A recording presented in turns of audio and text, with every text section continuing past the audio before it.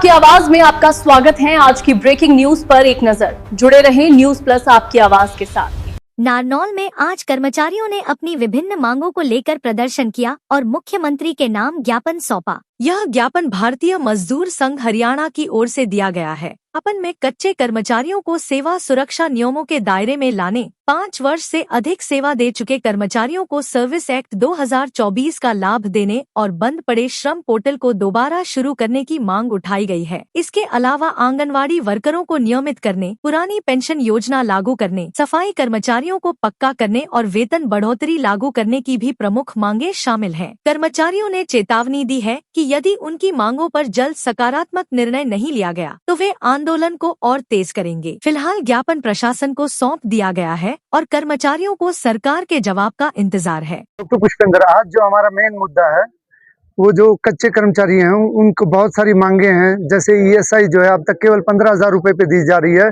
हम चाहते हैं कि उसको बढ़ाया जाए, ईएसआई का भी दायरा बढ़ाया जाए।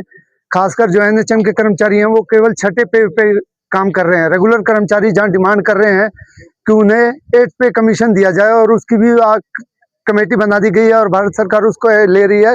लेकिन हरियाणा सरकार अब भी जो भी हमसे अब तक काम करा रही है वो छठे पे करवा रही है, जो 10 साल पहले रेगुलर कर्मचारियों को मिल गया है।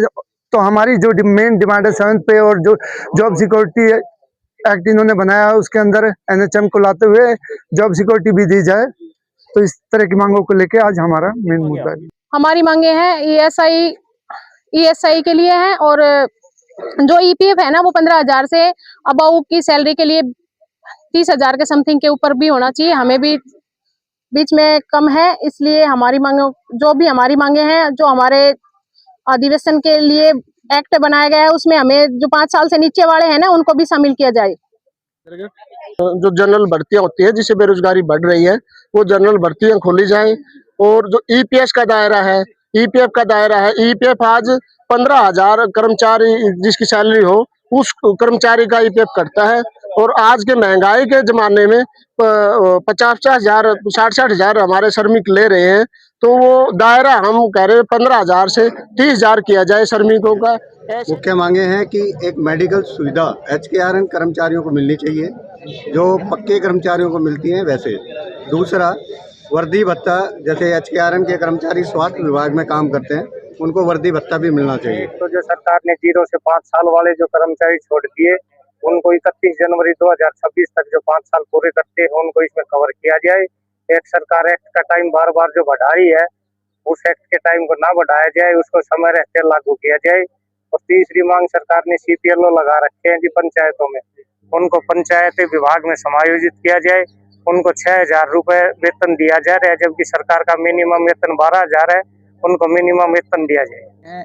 सरकार ने हमारा जो मानदेय 6,000 फिक्स किया था, जो कि आज के समय में जीवन यापन करना बहुत कठिन है। हमारी सरकार से मांगे ये हैं कि हमें पूर्णतः पंचायत विभाग में शामिल किया जाए। साथ ही हमारा जो बेसिक वेतन टेक्निकल पे कंप्यूटर ऑपरेटर का बनता है वो दिया जाए और जो सरकारी कर्मचारी को जो सुविधाएं दी जाती हैं वो भी हमें दी जाए। मांगे मेन तो जो ईपीएफ है वो 15,000 का दायरा है उसको बढ़ा के 30,000 किया जाए और जो ईएसआई कर्मचारियों का जो दायरा 21,000 था उसको बढ़ा के 42,000 किया जाए।